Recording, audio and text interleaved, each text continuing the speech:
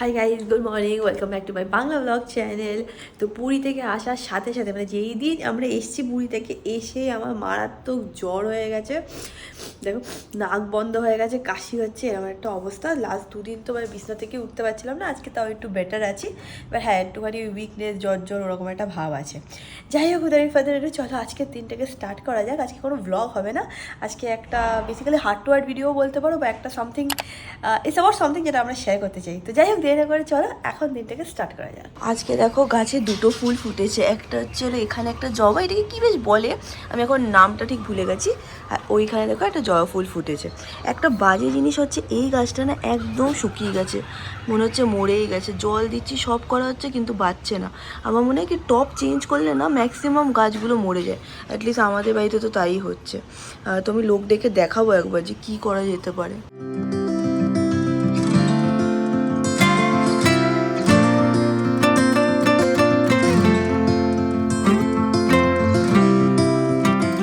আজকে তোমরা টাইটেলটা দেখেই নিয়েছো, বুঝেই গেছো মোটামুটি কি হতে চলেছে, কি তোমাদের সাথে শেয়ার করতে চলেছি। তো বেসিক্যালি আমি আজকে কিছু শেয়ার করবো না, আজকে সব অমিত শেয়ার করবে। অ্যান্ড আই ফিল কে এই ফার্স্ট টাইম আমি ওকে বলেছি, যতই মুখে হাসি দেখছো নার্ভাসনেস অবভিয়াসলি আছে। বিকজ হ্যাঁ, অবভিয়াসলি এটাও ভাবছি যে ফ্যামিলি কি ভাববে, মানে ফ্যামিলির সাথে কথা তো হয়ে গেছে, but there are so many thoughts যেটা আমাদের মাথায় এখন চলছে। But it is like ripping off the bandage. তো হ্যাঁ, অমিত তোমাদের সাথে সব শেয়ার করে দেবে। আর তোমরা সবাই জানো Amit is not an expressive person, খুব বেশি কথা বলে না, he is a reserve kind of a person, চুপচাপ থাকে। বাট আই ওয়াজ লাইক কি তুই তোর ব্যাপার, তুই তোরটা বল, and if possible share your thoughts as well. কারণ তোমরা সবসময় বলো যখনই আমরা কিউএনএ করি না, কাপল কিউএনএ, যে অমিতদা যখন কথা বলে খুব শুনতে ভালো লাগে। অ্যান্ড অমিতকে যে নজরে আমি দেখি, আই হোপ তোমরাও সেই নজরে দেখতে পারবে। মানে his journey is very inspiring, যেটা কিনা অনেকেই জানো না, ও কোনো সময় শেয়ারও করেনি।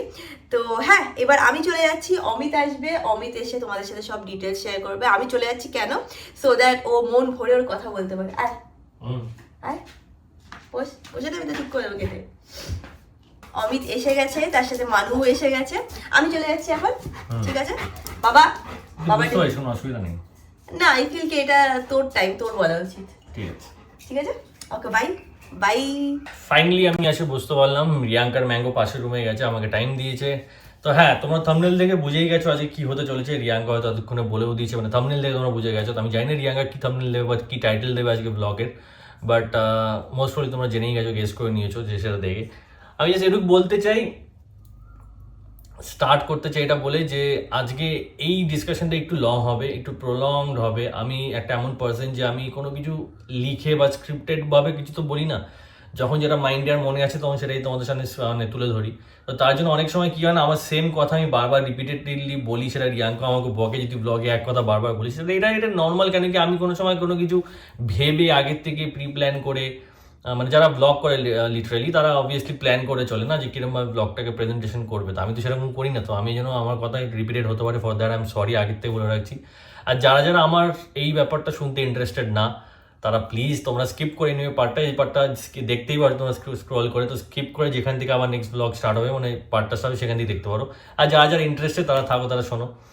তো আমি তোমাদের সব কিছু বলার আগে এটুকু বলতে চাই যে let me take you back to 2014, আমার লাইফের জার্নি তোমাদের সাথে আজকে ফার্স্ট টাইম শেয়ার করতে চাই। আমি শেয়ার করতে পারিনি, অবভিয়াসলি আমি খুব বিজি থাকতাম কাজ নিয়ে। তো আমি ওরকমভাবে ওই ফ্রেম অফ মাইন্ডসেটে থাকতাম না যে আমি তোমাদের সাথে প্রপারলি মন খুলে কথা বলবো।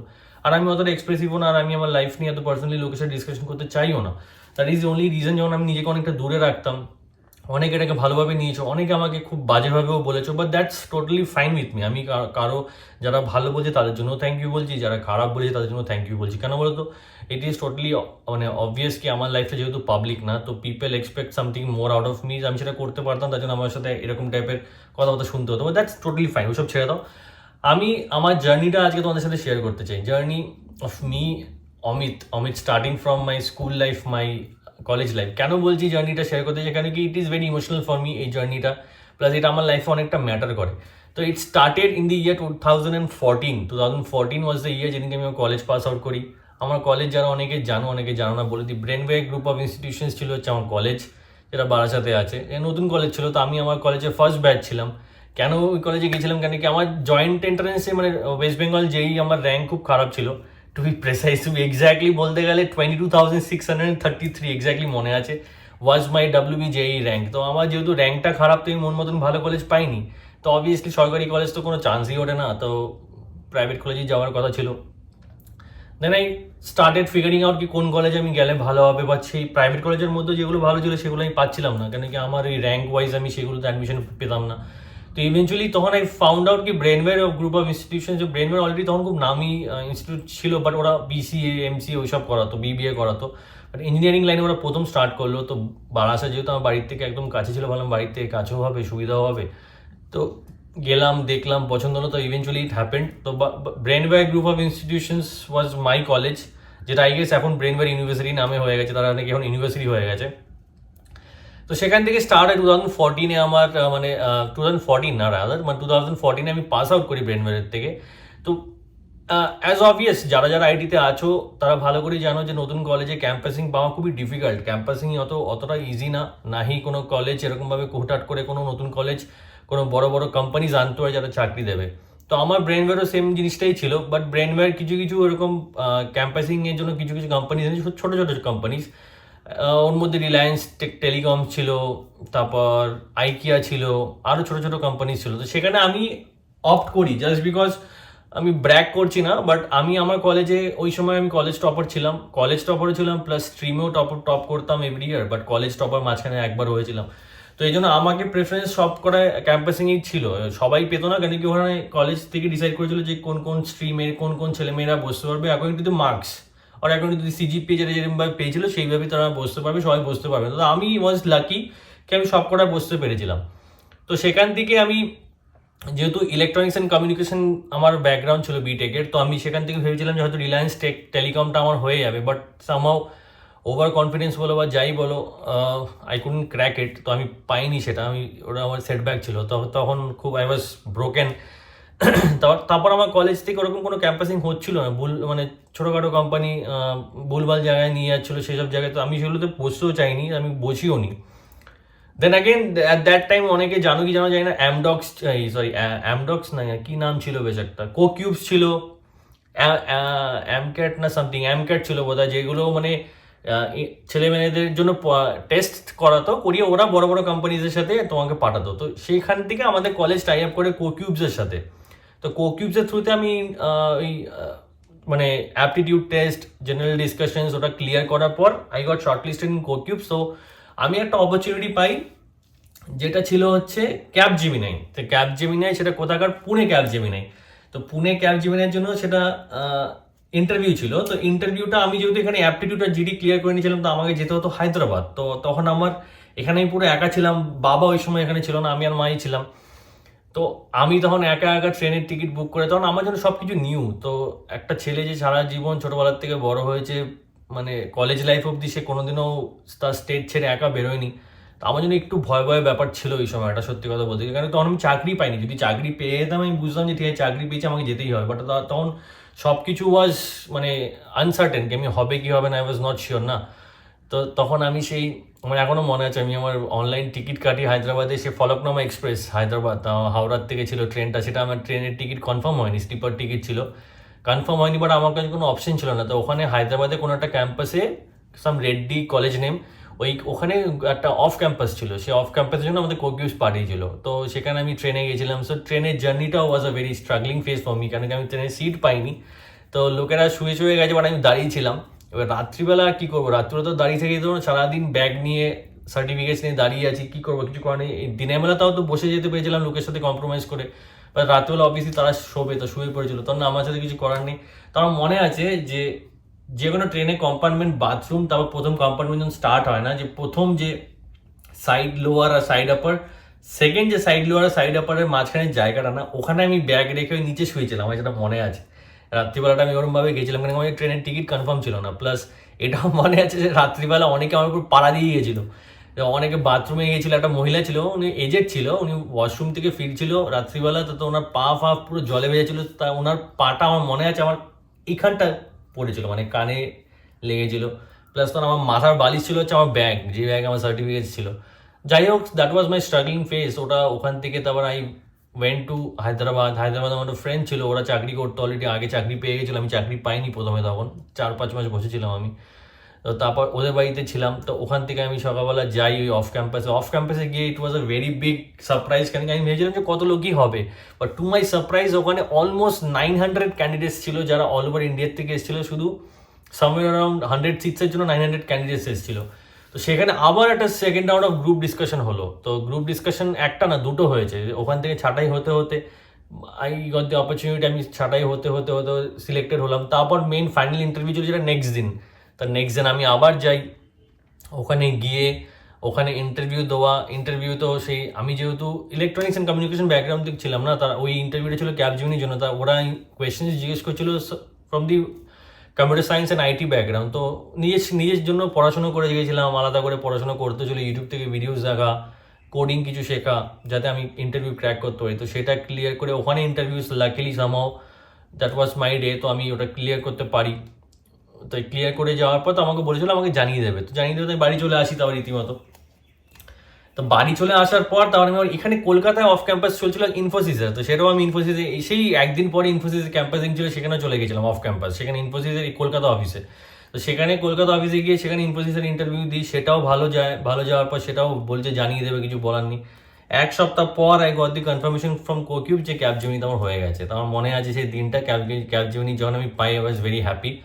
তো আমি মাইন্ডসেট করে নিয়েছিলাম যে যেহেতু এই স্ট্রাগলিং ফেজের মধ্যে আমি একটা চাকরি পেয়েছি, তো সেটাকে আমার যেতেই হবে। তো যাবো ভেবেছিলাম, তো যাবোই ভেবে নিয়েছিলাম যে এরপর যদি কেউ আসেও আমি সেখানে যাবো না। এর মধ্যে আমার কলেজের অফ ক্যাম্পাসের মধ্যে থেকে একটা কোম্পানি ইন্টারভিউ হয়েছিল, সেটা তুমি ক্লিয়ার করে যাও। সেটা হচ্ছে আইকিয়া। তোমরা ভালো করে জানো আইকিয়া ব্র্যান্ড কোনটা। আইকিয়ার কোনো একটা ডোমেন ছিল গ্লাস কোম্পানি, মানে গ্লাস বানাতো, গাড়ির যে উইন্ডশিল্ড, ওই উইন্ডশিল্ড বানাতো, ওই সামথিং ওই কাজের জন্য আমার দরকার ছিল। বাট আমি ওটা ক্লিয়ার করার পরও সত্ত্বেও আমি সেটা যাইনি। That was my mistake. আমার প্রথম কথা বসা উচিত হয়নি, কারণ কি আমি যখন যাবো না জানতাম, বাট তাও ভাবলাম যে না, বসি, ইন্টারভিউ দিই, প্রসেসটা বুঝি।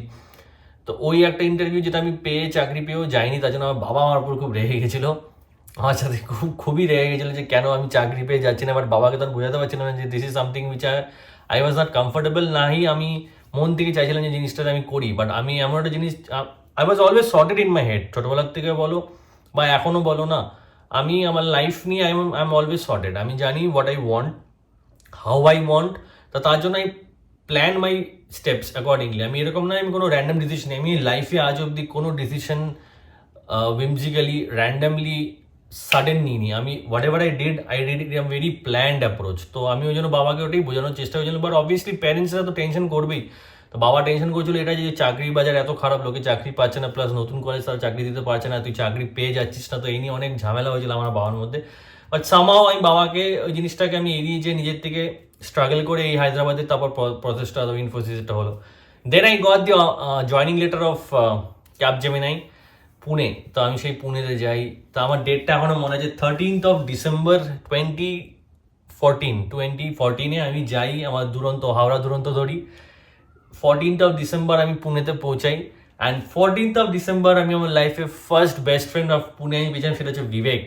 তোমরা যারা যারা আমাদের ব্লগ ভালো করে দেখো তারা জানো বিবেক আমার খুব ক্লোজ ফ্রেন্ড, পুনের রাদার আমার ফার্স্ট ফ্রেন্ড। কারণ কি বিবেকও কলকাতার থেকে ছিল। তা দুটো ট্রেন যেত তখন ওই সময়, আমার মনে হয় একটা আজাদ হিন্দ এক্সপ্রেস, একটা হচ্ছে পুনে দুরন্ত এক্সপ্রেস। তো ও আজাদ হিন্দ এক্সপ্রেস ধরে চলে গেছিলো আর আমি দুরন্ত ধরে গেছিলাম। তো আমার আগে স্টেশনে ও পৌঁছে গেছিলো। তো বিবেককে বলেছিলাম সামো, আমি কোকুইবসের ওখানে একটা কমেন্ট সেকশন ছিল, তো কমেন্ট সেকশনে লেখা হয়েছিল হু আর গোয়িং ফ্রম কলকাতা। তো ওখানে বিবেক লিখেছিল যে আমি কলকাতা থেকে যাচ্ছি, আমি সেম ডে আমার জয়নিং পড়েছে। তো আমি ওকে লিখেছিলাম ওখানে যে ভাই তুই পৌঁছে ওখানে আমার জন্য দাঁড়াস, আমরা একসাথেই যাবো, যেহেতু আমার সেম ডে জয়নিং। তো বলে ঠিক আছে। তো বিবেক ওখানে ওয়েট করেছিল স্টেশনে আমার জন্য। ও সকাল 7:30-8টার মধ্যে পৌঁছে গেছিলো স্টেশনে, আর আমি পৌঁছেছিলাম দুপুর 12:30 নাগাদ।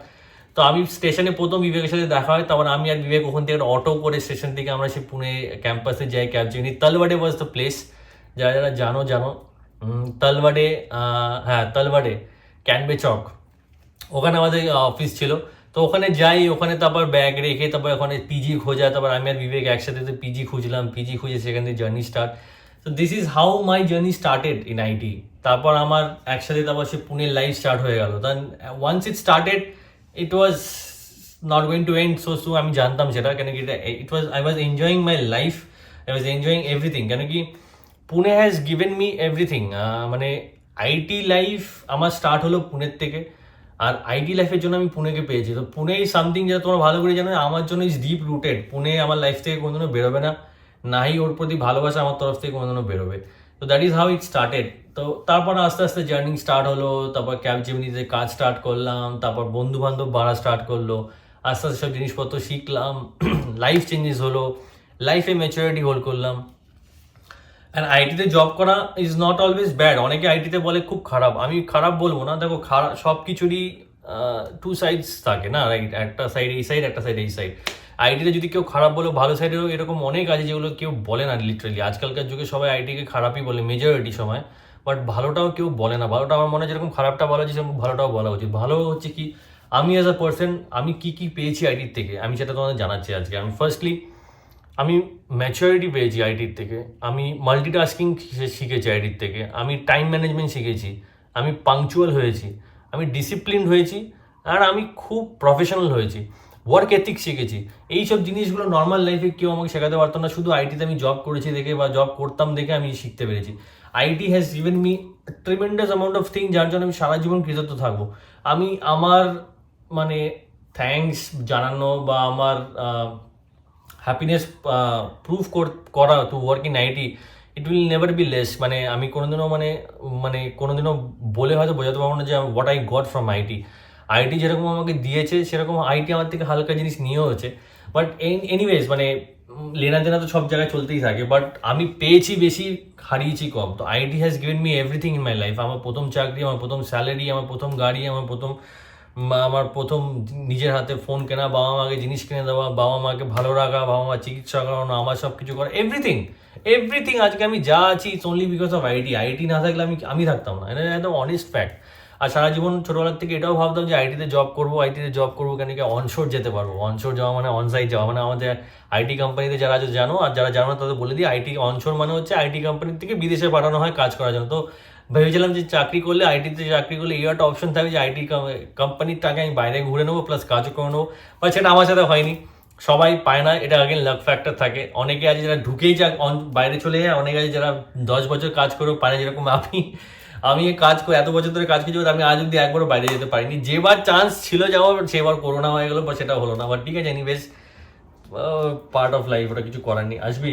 এখন ফ্যামিলি চলে এসছে আমার, ফ্যামিলিকে বললাম ঠিক আছে তোমার ফ্যামিলি বসো, আমার কোনো এরকম ব্যাপার না যে আমি একাই বলতে তোমার থাকলে আমার কোনো প্রবলেম নেই, তো চুপচাপ শোনো, তুমিও শোনো চুপচাপ, ও তো শুনবে না, বাট ঠিক আছে। যাই হোক, তো হ্যাঁ এরকমভাবে আমি অনশোর পাইনি, but that's okay, part of life, কিছু করার নেই। তো that is how IT has made me grow. আস্তে আস্তে আমি শিখেছি, জেনেছি, ভুল করেছি, সেখান থেকে শিখেছি, made me a complete man, discipline man, and to be very honest man. আমি ছোটবেলা থেকে আমি অনেস্টিতে খুব বিলিভ করি। আমার কাছে কম থাকবে, কিন্তু যেটা থাকবে সেটা অনেস্টির সাথে থাকবে। This is what I always believe in, this is my principal. I never lie, I never try to cheat people. আমার তাতে যদি লোকে আমি ধরো গালাগালিও দেয়, I will bear that, but আমি কাউকে চিট করি না, কারোর সাথে আমি ডিসঅনেস্ট থাকি না। আই অলওয়েজ বিলিভ ইন অনেস্টির সাথে থেকে আমি অ্যাটলিস্ট রাতে আরামসে ঘুমাতে পারবো, বাট ডিসঅনেস্ট আমি থাকি না।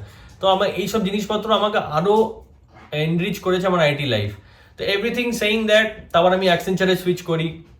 After serving for 3 years in Capgemini আমি অ্যাক্সেঞ্চারে সুইচ করি। অ্যাক্সেঞ্চারে গিয়ে তারপর আমি সত্যমের সাথে দেখা হয়, তানিয়ার সাথে দেখা হয়, রাধিকার সাথে দেখা হয়, অক্ষয়ের সাথে দেখা হয়, আরও অনেক কিছু হয়। তারপর আমার পুনের ফ্ল্যাট আসে প্রথমবার, কারণ কি তার আগে পিজিতে থাকতাম যখন ক্যাপজেমিনিতে ছিলাম।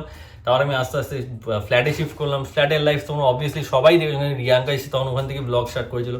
তো সেই ফ্ল্যাটটা যাওয়ার পরে আমি 2 বছর পরে আমাদের বিয়ে। হ্যাঁ, মানে সেটাই বলছি, ফ্ল্যাটের লাইফটা আমার কি বা কিরকম ছিল সেটা তোমরা সবাই দেখেছো, কারণ কি আমার আমি অ্যাক্সেঞ্চারেই ছিলাম। তো তার সাথে সাথে পুনেতে আমি কি করতাম না করতাম, আর how happy I was, it was only possible because I was working in IT industry. This industry has given me everything. আমি 1% এর থেকে ফেরত নিতে পারি না। মানে আমি আজকে যা আছি না 100% যদি আমি থাকি, তা 100% এর থেকে 98% what ever I am because of the IT industry.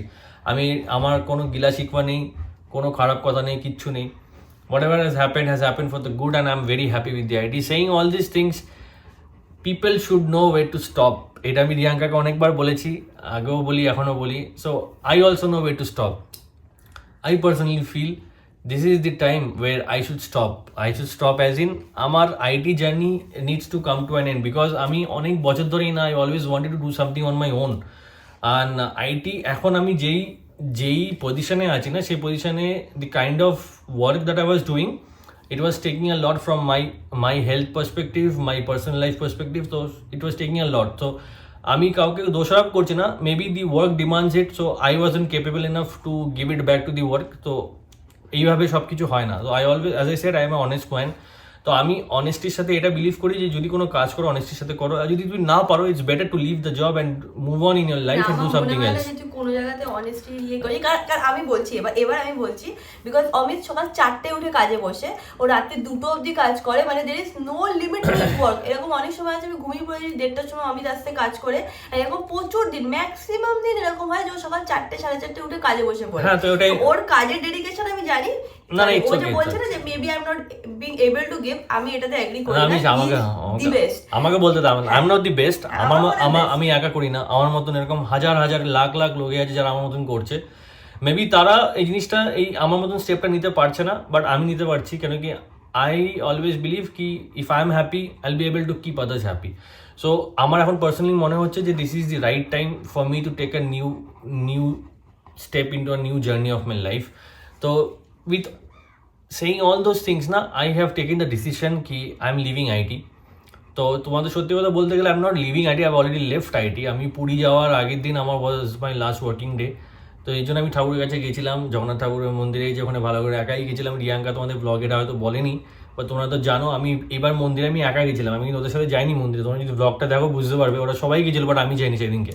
কেন কি আই ওয়ান্টেড কি আমি নিজে, যেহেতু আমার লাইফের নতুন বিগিনিং আসছে, because anyways end to a chapter marks the beginning of a new chapter. So end to the IT industry will always mark beginning to a new chapter in my life. আমি তো আর বসে থাকবো না, obviously I'll do something to earn money, right? আমি তো ওরকম বসে থাকার ছেলেও না। তো that is what it has happened কি I have left the IT and it has happened for the greater good only. আমার ভালোর জন্য হয়েছে, and I am very happy for what has happened in my life, what has transpired and what IT has given to me. আমি খুবই grateful, সারা জীবন grateful থাকবো।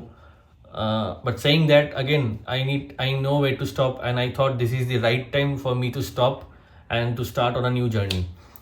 That is it. IT আমি ছেড়ে দিয়েছি. I'm officially not working in the IT anymore. Accenture was my last company and that's it. And now এটা বলার পর আমি তোমাদের এটাও বলতে চাই, আগে this doesn't mean কি আমি কিছু করবো না, but I'm পুরোপুরি ফ্রি থাকবো না। I did a bit of savings already. I always follow the 70-20-10 rule, যেটা যারা জানো না তারা গুগল করে নিয়ে দেখে নেবে।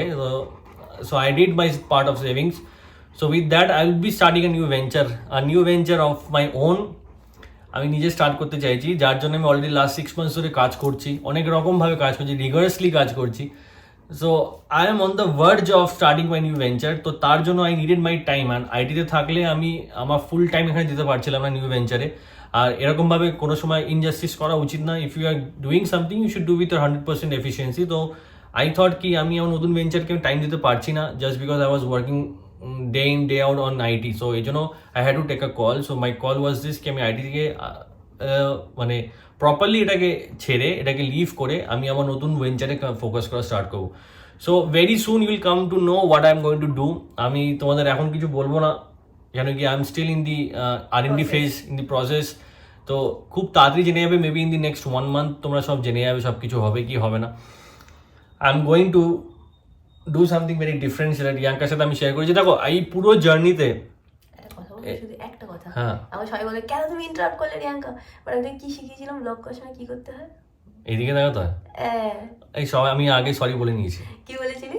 যে আমি বেশি কথা বলবো, রিপিটেড কথা বলবো, এদিক ওদিক তাকাবো, তার জন্য সরি। এবার থেকে চেষ্টা কর, ওটাতে কি বলতো আই টু আই। না, আমি আই টু আই আমার সাথে দেখছি, নিজের সাথে আই টু আই না, অডিয়েন্সের সাথে আই টু আই। ওই আমার ফ্লো ব্রেক হয়ে যাচ্ছে, আমি ভুলে যাচ্ছি। হ্যাঁ, কি বলছিলাম ভুলে গেছি আমি। নিউ ভেঞ্চার স্টার্ট করতে চাই 1 মাস পরে, তোমরা জানো। হ্যাঁ, মানে এই জার্নিটাতে না, এই জার্নিটা মানে being in IT I have seen a very মানে I have seen so many highs and so many lows in IT. আগে ফেস করতাম, বাট বিয়ের পর রিয়াঙ্কা ছিল, তো বিশ্বাস করো যখন আমার কিডনির জন্য অপারেশনটা হয়েছিল না, that was the time when it hit me very hard. I was one of the very lowest phase of my life. কাজের দিক থেকে বলো, পার্সোনাল লাইফ দিক থেকে বলো, মেন্টালি বলো, but the only strong support, the pillar যেটা ছিল হচ্ছে রিয়াঙ্কা। পিছনে এখন পিলার হয়েই বসে আছে, এখন এই যে পিলার। তো রিয়াঙ্কা যদি না থাকতো, this journey would have not have been possible, মানে ইজি বলবো না, it would not have been possible only Riyanka না থাকলে, আমি পারতাম না একা সামলাতে, সত্যি কথা বলতে গেছি। প্লাস এই যে স্টেপটা নেওয়া, যে initially living IT and starting of a new venture, কি হবে কি না, বিকজ এভরিথিং ইজ আনসার্টেন না, if something is coming new, তো কেউ জানে না আগামীকাল কি হতে চলেছে। But having a life partner like Riyanka was a boon for me, because ও was the only person যে আমাকে fully support করে এসছে। She trusted me, trusted my vision and always supported me and guided me কি তুই তোর যদি ইচ্ছা করে তুই go for it, আমি জানি তুই পারবি। বিশেষ করে সামটাইম না কিচ্ছু লাগে না, মানে যদি ভাবো কেউ যদি ডুবে যাচ্ছে না, তাই সে মানুষ ডুবে পড়ে জলে ডুবে যাচ্ছে, সে আমিও জানি, আমি সামনে দাঁড়িয়ে দেখছি, বাট আমিও জানি যে ও ডুবে মরে যাবে, ও বাঁচবে না, বাট আমি যদি ওকে এটা বলি না তুই বাঁচবি, তুই চেষ্টা কর, তুই বাঁচবি, এই কথাটা শুনে যে ডুবছে না, তার মধ্যে একটা 1% একটা হোপ আসে যে হ্যাঁ ও বলছে যখন বাঁচবে আমি বাঁচবো। তো this is something which is required, মানে in every day in every one's life. তো আমার জন্য ডুবতে কা 3K का सहारा, মানে না ডুবতে কো 3K का सहारा, সেটা রিয়াঙ্কা ছিল।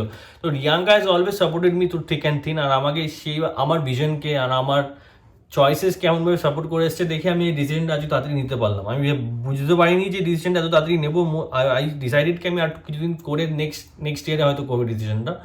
But she was the one who always guided me and always আমাকে পুশ করতো, না you go for it, you go for it. ওর জন্য ও ছিল দেখে আজ এই জিনিসটা এত ইজিলি এত স্মুথলি পসিবল হলো। Thank you for that, thank you madam. Amija না একটা টাইমে পাইলট হতে যেত, অ্যান্ড হি ওয়াজ ভেরি মানে ইনটু ইট, সারাদিন ও পাইলটরা কি করে, আমি যখন প্লেনেও ট্রাভেল করতাম আমাকে বুঝতে দেখ এইটা এই হচ্ছে ওটা হচ্ছে, আমি তো কিছু বুঝতাম না, আমার ইন্টারেস্টও ছিল না।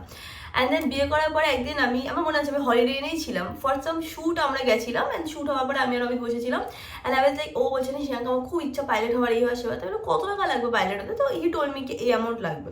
তাই আমি তুই একটা কাজ কর, তুই যা, তুই পাইলটের ট্রেনিং নে। তো বলছে আমি কি করে করবো, টাকা পয়সার ব্যাপার আছে, প্লাস ফ্যামিলি এভরিথিং। আর লাইক ঠিক আছে আমি কিছুদিন কাজ করে নেবো, তুই চাপ নিস না, আমি কিছুদিন কাজ করে তোকে সাপোর্ট করে নেবো, তারপর তুই পাইলট হয়ে গেলে তখন তুই আমাকে সাপোর্ট করে দিস। সো মানে হয় না যে মানে কি বলবো, ও যদি মানে আমাদের বিয়ে যদি আরো আগে হতো মেবি ও পাইলটই হয়ে যেত, কারণ ওর এত ইন্টারেস্ট ছিল। মানে এটা আমি তোমাদের বুঝাতে পারবো না, মানে শুধু পার্টনাররাই আই ফিল বুঝতে পারে, বা যে সবসময় থাকে সেই বুঝতে পারে যে অপোজিট মানুষটা কি চায়। তো ওয়েন আই সি হিম কে হি ওয়ান্টস সামথিং, তো আমি কেন সাপোর্ট করবো না, কারণ ও আমাকে সব জিনিসে সাপোর্ট করে।